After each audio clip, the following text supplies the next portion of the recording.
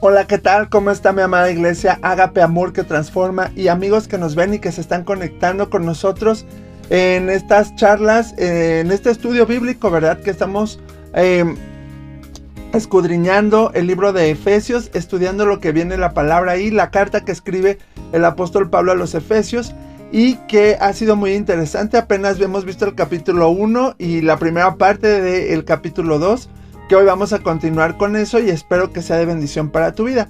Y bueno, si ya estás listo, acompáñame a hacer una oración para que podamos entrar en materia en la clase de hoy, en la lección que hoy Dios nos va a enseñar. ¿Me acompañas? Vamos a orar. Papi, gracias te damos, oh Dios, por tu amor y misericordia, tu fidelidad, tus bendiciones y todo lo que recibimos de ti. Bendecimos este tiempo y clamamos a tu Espíritu Santo para que nos hable, nos enseñe, nos ministre, nos dé una revelación de esta palabra en tu nombre, Dios. Te adoramos, te bendecimos, te exaltamos y estamos dispuestos. Sé tú en nuestros hogares, en cada uno de las personas de la iglesia y de los amigos que nos ven, Señor. Que tú seas con nosotros hablando al corazón, enseñándonos, papi, en el nombre de Jesús. Amén. Amén. Y bueno, pues, como yo te decía de la sesión anterior, empezamos a ver la primera parte del capítulo 2 ya del libro de Efesios, ¿verdad? Que tiene que ver con nuestra salvación con Cristo y cómo el apóstol Pablo empieza a describir que antes de Cristo, ¿cómo estábamos? ¿Cuál era nuestra condición, verdad? Decía que estábamos muertos en nuestros delitos, en nuestros pecados y sometidos a tres fuerzas, a la del mundo, a la de Satanás y a la de nuestra carne, a la de nuestros propios deseos, ¿verdad? Que todavía son cosas a veces con las que luchamos, ¿verdad? Porque el enemigo nos tienta, el mundo nos ofrece cosas agradables y nuestra carne lucha por hacerlas, ¿verdad? Pero que antes de Cristo estábamos sometidos a eso. También vemos cómo, como consecuencia de todo esto, éramos considerados hijos de ira, alejados de Dios y sujetos de la ira de Dios, ¿verdad? Por el pecado, porque Dios no ama al pecado, Dios es santo. Entonces, esto es parte de lo que empezamos a estudiar en los primeros 3 versículos del capítulo 2. Y a continuación, vamos a ver algo interesante, porque ya vamos a hablar específicamente de la obra salvadora de Dios, ¿sí? En la obra que Él realizó a través de Cristo Jesús para nosotros. Y vamos a ver los versículos del 4 al 10 de Efesios 2. Si me acompañas ahí, vamos a leerlos rápidamente y sobre esos vamos a estar estudiando, ¿ok? Entonces, si me acompañas con tu Biblia, Efesios 2, versículos 4 al 10. Dice la palabra: pero Dios, que es rico en misericordia por su gran amor con que nos amó, aun estando nosotros muertos en pecado, nos dio vida juntamente con Cristo, por gracia sois salvos. Y juntamente con Él nos resucitó y asimismo nos hizo sentar en los lugares celestiales con Cristo Jesús, para mostrar en los siglos venideros las abundantes riquezas de su gracia en su bondad para con nosotros en Cristo Jesús. Porque por gracia sois salvos por medio de la fe, y esto no de vosotros, pues es don de Dios, no por obras para que nadie se gloríe, porque somos hechura suya, creados en Cristo Jesús para buenas obras, las cuales Dios preparó de antemano para que anduviésemos en ellas. Y entonces vamos a estudiar esta parte de Efesios, ¿verdad? Entendiendo o empezando por esta pregunta: ¿qué puede hacer el hombre muerto para salvarse a sí mismo? O sea, ya vimos que la muerte espiritual, hablábamos la sesión anterior de 3 muertes, ¿verdad? La muerte espiritual, la muerte física y la segunda muerte. Que la primera muerte que se dio en el hombre fue la muerte espiritual, la separación del espíritu de Dios con el espíritu del hombre, y así alejado de Dios, entonces entra la muerte física. Y si no creen en Cristo, si no entregan su vida a Cristo, entonces viene la segunda muerte, ya al final de todo esto, cuando estemos delante de Dios y Él nos diga, ¿verdad?, si nuestro nombre está escrito en el libro de la vida, si vamos a ir al cielo con Él o al lago de fuego, al lloro y al crujir de dientes. Eso está bien rudo, pero esa es la segunda muerte y eso va a ser, y ahí sí ya no hay vuelta de hoja, ¿verdad? Entonces, el hombre separado de Dios, el hombre muerto, ¿qué puede hacer para salvarse a sí mismo? La respuesta es simplemente nada. ¿Qué es lo que merece el pecador? ¿Qué merecemos tú y yo como pecadores? La condena de la muerte, ¿verdad? Nuestro estado era realmente deplorable, muertos y merecedores de la justa ira de Dios. El hombre sin Cristo merece la muerte. Hoy nosotros ya, gracias a Dios, ya estamos del otro lado porque hemos creído en Cristo y ahorita vamos a estudiar todo eso. Pero el hombre de pecado, el hombre sin Cristo, merece la muerte, la ira de Dios por el pecado que habita en él, ¿ok? Ahora, la motivación para el plan de salvación. ¿Qué fue lo que motivó a Dios para hacer este plan de salvación? Que ya lo hemos estudiado en algunos otros momentos, como desde Génesis, después de que el hombre peca, Dios ya da una profecía respecto a lo que iba a pasar más adelante en Génesis 3:15, donde habla de la enemistad entre la mujer y la simiente de la mujer y la serpiente, y la simiente de la serpiente, ¿verdad?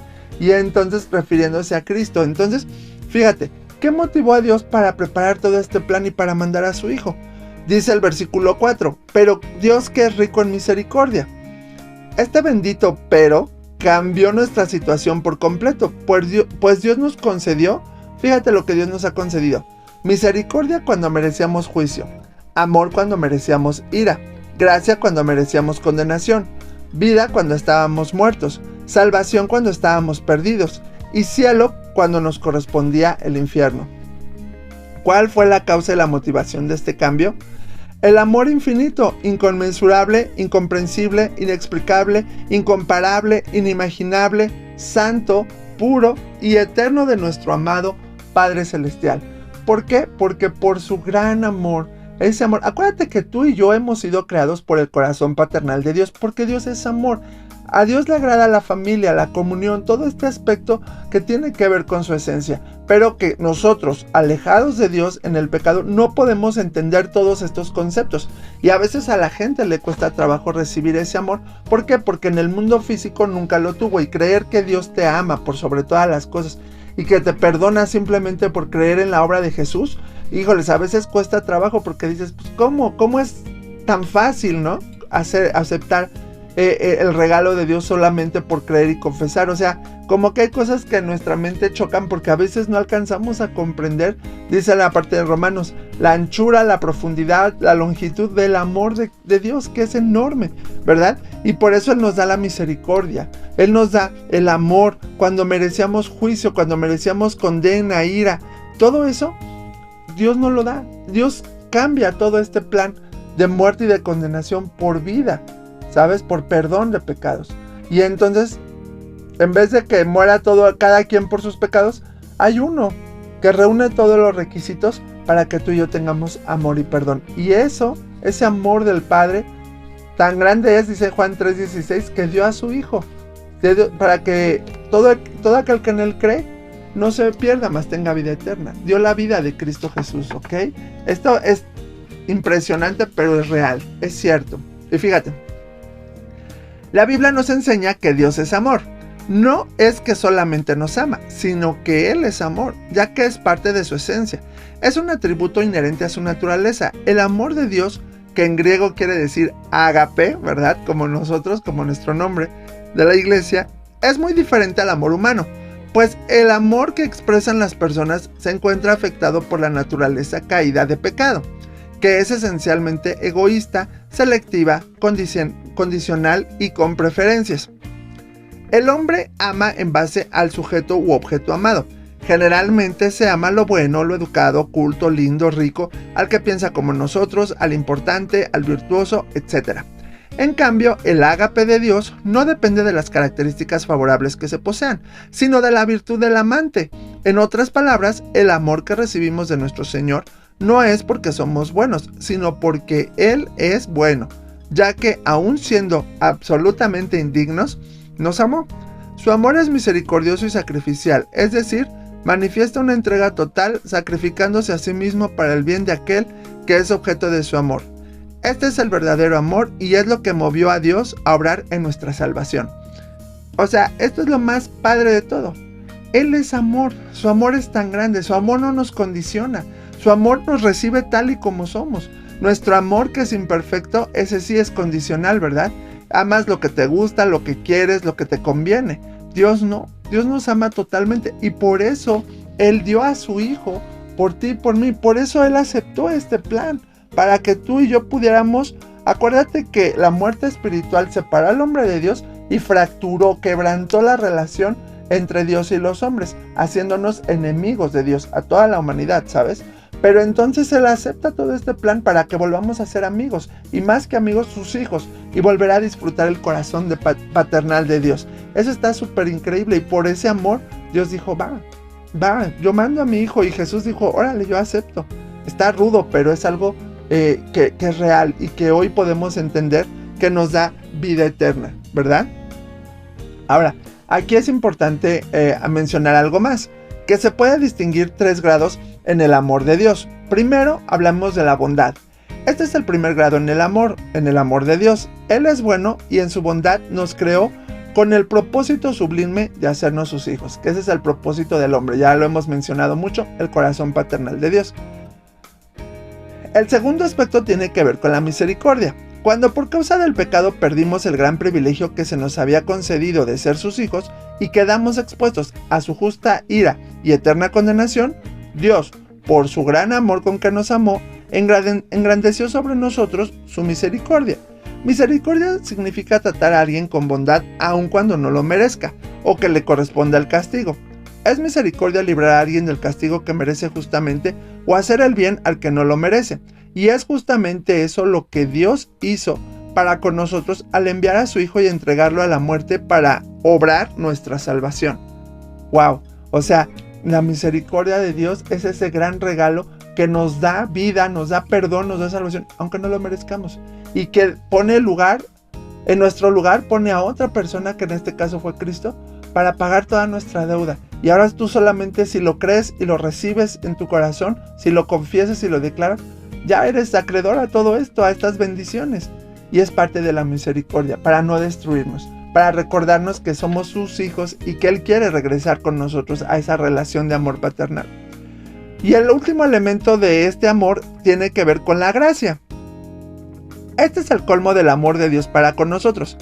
Es imposible para la lógica humana comprender o razonar la gracia, solo se puede recibir por fe. La gracia no solo contiene la bondad y la misericordia de Dios, sino que la supera. ¿Qué es la gracia?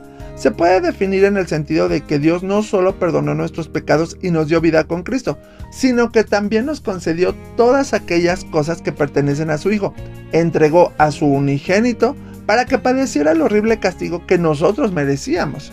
Y también nos dio todas las bendiciones, el privilegio, los derechos y la herencia que le corresponden a Él. Por eso Pablo declara que el amor de Cristo excede a todo conocimiento. La gracia es la locura para nuestra mente natural. Ante ella solo podemos postrarnos y con una gratitud eterna adorar a Dios.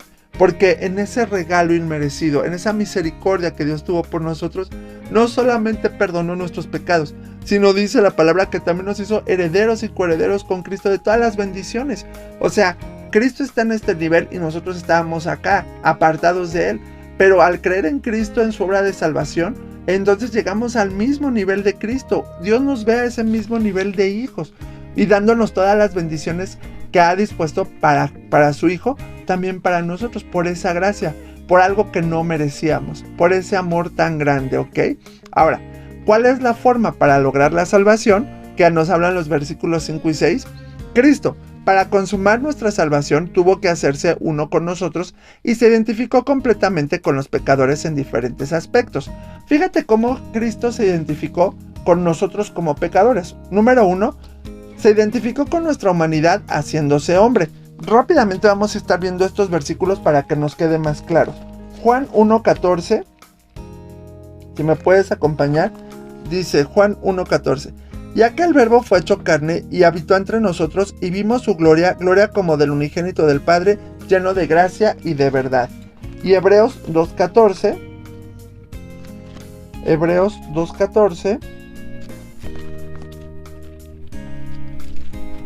dice la palabra: así que por cuanto los hijos participaron de carne y sangre, él también participó de lo mismo, para destruir por medio de la muerte al que tenía el imperio de la muerte, esto es, al diablo. Entonces se identificó con nosotros haciéndose hombre. Jesús pasó todos los mismos procesos, es más, hasta los 9 meses que se gestó ahí en el vientre de María, Él lo pasó por ti y por mí, y pasó todo ese proceso, pasó su niñez, su adolescencia, su juventud, igual como tú y como yo, ¿verdad?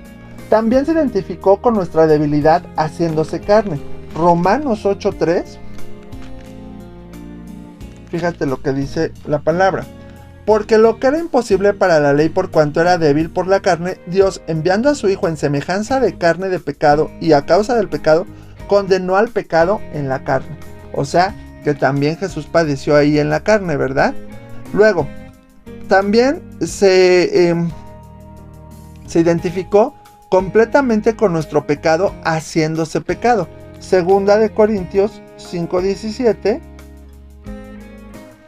dice: de modo que si alguno está en Cristo, nueva criatura es, las cosas viejas pasaron, he aquí, todas son hechas nuevas, ¿verdad? Entonces, y hay otra parte en la palabra que dice que al que no conoció pecado, por nosotros se hizo pecado, ¿verdad? Entonces, porque fue la identificación de Cristo. Él se hizo pecado, Él no pecó, Él recibió el pecado por ti y por mí en la cruz para limpiarnos de todo pecado, ¿sabes? Eso está padre. Y luego, también se identificó con nosotros con nuestra maldición, haciéndose maldito en la cruz. Gálatas 3:13 dice la palabra: Cristo nos redimió de la maldición de la ley, hecho por nosotros maldición, porque está escrito: maldito todo aquel que es colgado en un madero. O sea que Él se hizo maldición a ser colgado en la cruz. Está fuerte, ¿verdad? Luego, Gálatas, también se identificó con nosotros con nuestro castigo y condenación, sufriéndolo en nuestro lugar. Isaías 53, que aquí describe esto, del 4 al 5 dice: ciertamente llevó nuestras enfermedades y sufrió nuestros dolores, y nosotros le tuvimos por azotado, por herido de Dios y abatido. Mas el herido fue por nuestras rebeliones, molido por nuestros pecados, el castigo de nuestra paz fue sobre él, y por sus llagas fuimos nosotros curados. Él también se identificó con nosotros en eso, nuestro castigo y nuestra condición. Él la sufrió por nosotros, lo que merecíamos nosotros, Él lo padeció, ¿sabes? Y también se identificó con la muerte, muriendo en nuestra muerte. Hebreos 2:9. Él murió la muerte que nosotros merecíamos, dice: pero vemos a aquel que fue hecho un poco menor que los ángeles, a Jesús coronado de gloria y de honra a causa del padecimiento de la muerte, para que por la gracia de Dios gustase la muerte por todos. O sea, Él padeció la muerte que tú y yo merecíamos. También se identificó con nosotros cuando fue sepultado, sepultando para siempre nuestros pecados y nuestra antigua condición. En Juan 19:40 lo vemos como Él también fue sepultado. Dice la palabra, tomaron pues el cuerpo de Jesús y lo envolvieron en lienzos con especies aromáticas, según es costumbre sepultar entre los judíos. Él fue sepultado también, estuvo en la tumba también. Luego, se identificó con nosotros cuando resucitó triunfante entre los muertos y junto con Él nos resucitó. Primera de Corintios 15:20, ¿verdad? Vamos a Primera de Corintios 15:20.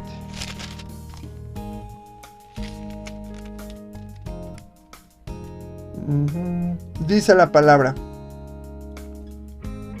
mas ahora Cristo ha resucitado de los muertos, primicia de los que durmieron es hecho. Entonces, fíjate, esto es algo importante, porque Cristo en este proceso también resucitó y nos da vida con eso. Y lo que decíamos hace rato también, Él se identificó con nuestro pecado, haciéndose pecado, porque dice en el versículo 3 de 1 Corintios 15, que Cristo murió por nuestros pecados conforme a las Escrituras, que fue sepultado y que resucitó al tercer día conforme a las Escrituras. Aquí ya vemos este resumen de esto, que fue sepultado y resucitó, ¿sabes? Y se sentó a la diestra del Padre junto con Él, y ahí nos sentó. En Colosenses 3:1 dice la palabra: si pues habéis resucitado con Cristo, buscad las cosas de arriba, donde está Cristo sentado a la diestra de Dios. ¡Wow! Cristo sentado, y ahí dice que ahí nos ha llevado. Entonces, esta fue la forma en la cual Cristo logró nuestra salvación. Cristo dio el sí por nosotros al Padre hace como 2000 años, y nosotros dimos nuestro sí al creer en su obra de redención y al bautizarnos, y fuimos hechos unos con Él. En los versículos 5 y 6, la frase clave que describe nuestra unión con Cristo es juntamente con Cristo o juntamente con Él. Los tres verbos principales de estos versículos son: nos dio vida, nos resucitó y nos hizo sentar con Él, ¿verdad? Anteriormente estábamos espiritualmente muertos, pero al unirnos con Cristo, por haberse unido Él primero a nosotros, nos dio vida y nos resucitó de entre los muertos. Ahora somos uno con Jesús, nuestro espíritu es uno con su espíritu. En 1 Corintios 6:17, mira lo que dice la palabra. Pero el que se une al Señor, un espíritu es con Él. Nosotros somos uno con Cristo, nos hemos unido al aceptarlo como nuestro Señor y Salvador y creer en Él. Y Él ha querido hacerse uno con nosotros al dar su vida por nosotros en la cruz. Aunque todavía con nuestro cuerpo estamos en la tierra, espiritualmente, al ser uno con Jesucristo, estamos sentados con Él en los lugares celestiales, pues está en nosotros y nosotros estamos en Él y con Él. Por lo tanto, vivimos en una doble dimensión, la física y la espiritual. Espiritualmente estamos en la gloria, sentados con Jesús en plena comunión con el Padre en el lugar santísimo.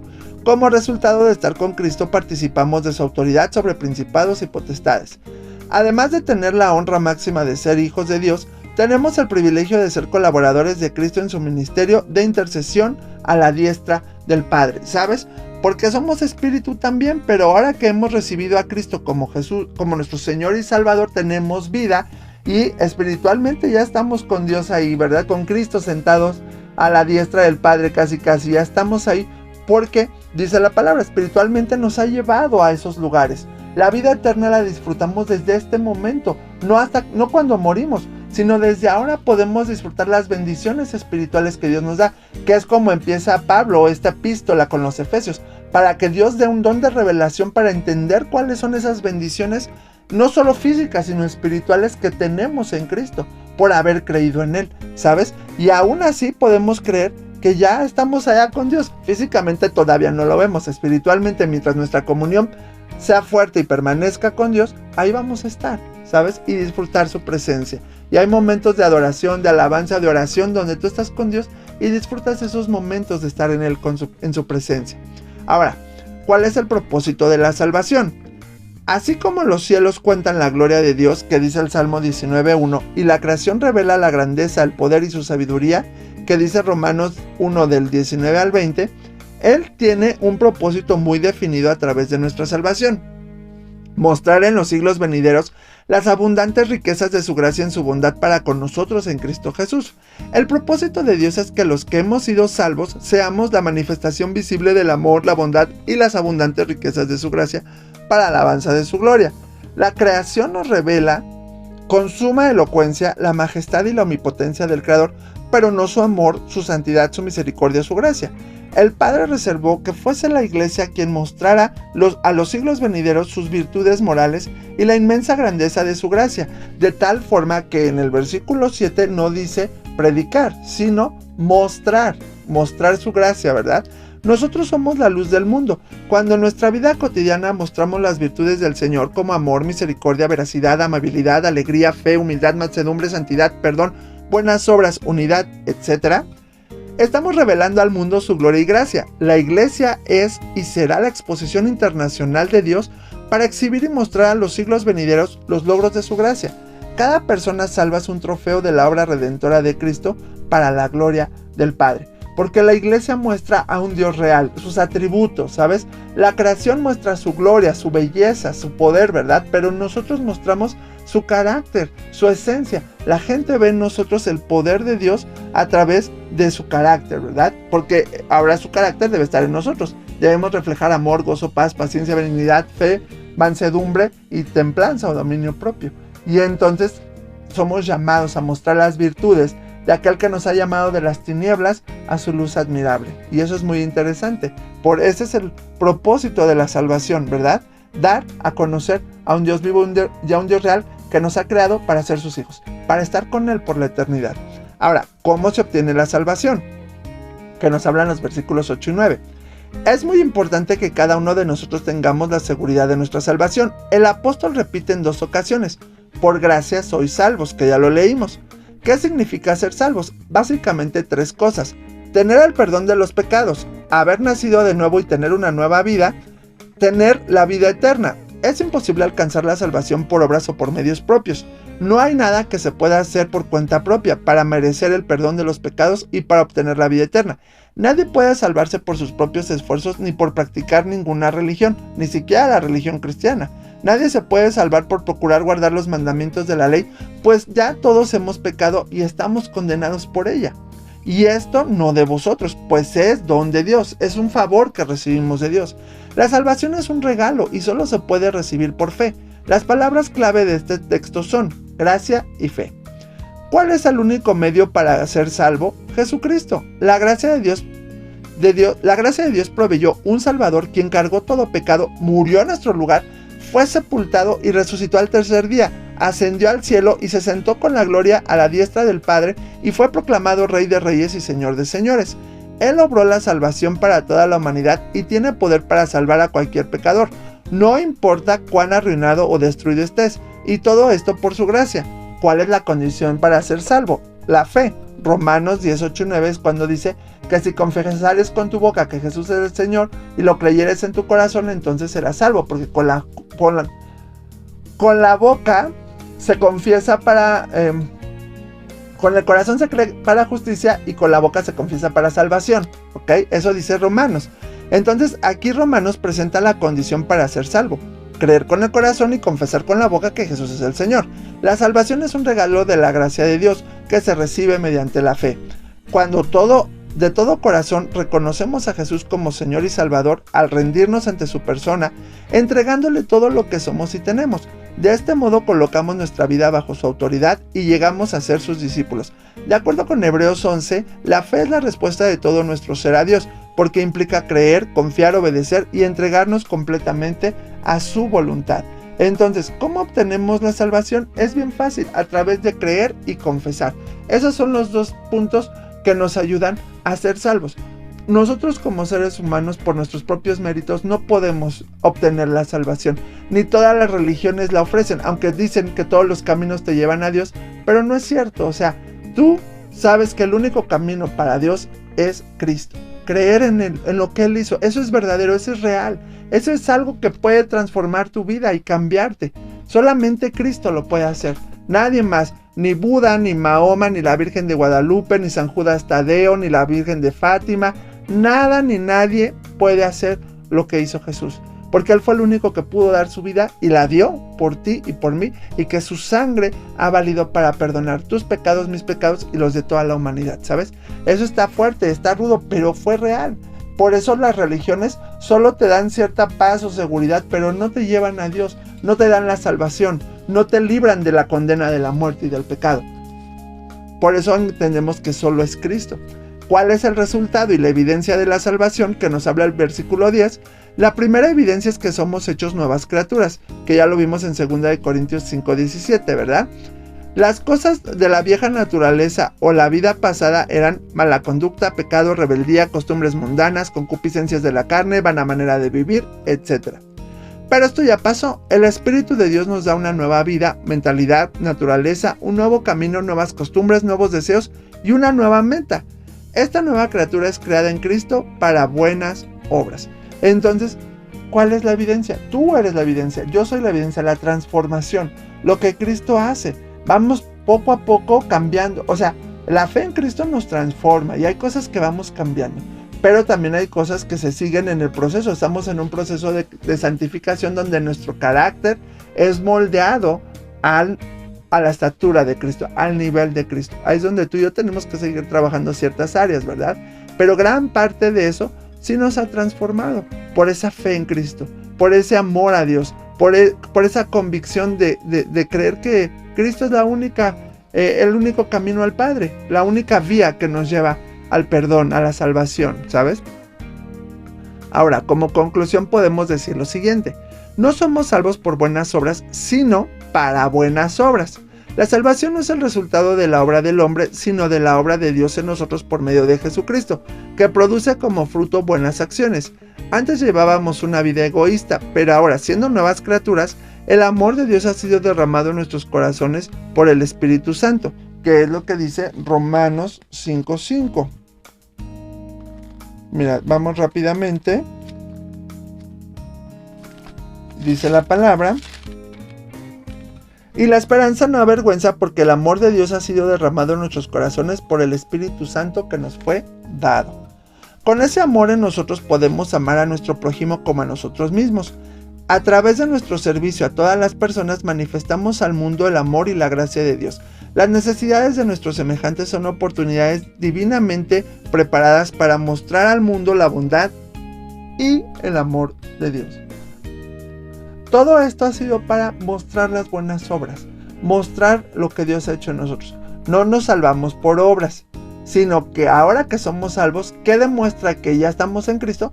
Nuestras buenas acciones, lo correcto, lo que hacemos para Dios, ¿verdad? Porque dice Efesios 2 de 8 a 9, que es nuestro versículo para recordar: porque por gracia sois salvos por medio de la fe, y esto no de vosotros, pues es don de Dios, no por obras, para que nadie se gloríe. No, las buenas acciones no nos llevan al cielo, solo es la fe en Cristo Jesús. Acuérdate que es creer y confesar. Y como resultado de esto, vamos a mostrar buenas acciones, buenas obras, ¿verdad? Entonces, espero que esta lección, que está muy interesante, ¿verdad?